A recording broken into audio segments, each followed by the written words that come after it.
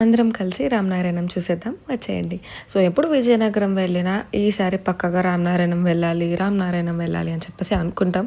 But ఇంకా busy schedules వల్ల ఇంకా అస్సలు కుదరదనమాట. ఆఫ్‌కోర్స్ వీకెండ్స్ అవుతది. సో, వీక్ డేస్ వెళ్ళాలంటే మళ్ళా మాకు ఆఫీస్ వర్క్స్‌తో అవ్వదు.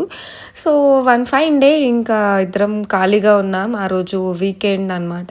సో, సరే వెళ్దాం టైమ్ పాస్ కూడా అవ్వట్లేదు అని చెప్పేసి అప్పటికప్పుడు అనుకుని ఇంకా స్టార్ట్ అయిపోయామనమాట. ఎప్పుడు ఎన్ని సార్లు ప్లాన్ చేసినా అవ్వదు. సో, అందుకే అంటారు అన్‌ప్లాన్స్ ఆర్ ది బెస్ట్ అని చెప్పి. మా ఇంటి నుంచి రామనారాయణం ఒక 25 మినిట్స్ అలా టైం పడతది. సో, నేను రామనారాయణం వెళ్ళి ఒక 4, 5 ఇయర్స్ అయిపోతది ఈజీగా. సో, అప్పటికి ఇప్పటికి ఆఫ్‌కోర్స్ అన్నీ అప్‌డేట్ అవుతున్నాయి. సో, రామనారాయణం కూడా మంచిగా అప్‌డేట్ అయింది. మేము వెళ్ళింది వీకెండ్ అనమాట. సో, ఫుల్ రష్ ఉన్నారు. సో, ఇంకా రామాయణం గురించి మొత్తం అక్కడ నీట్‌గా డిస్‌ప్లే చేస్తారు గదా! హిస్టరీ అంతా. సో, అన్నీ అలా చూసుకుంటూ వెళ్ళాము. ఆఫ్‌కోర్స్ చదవము.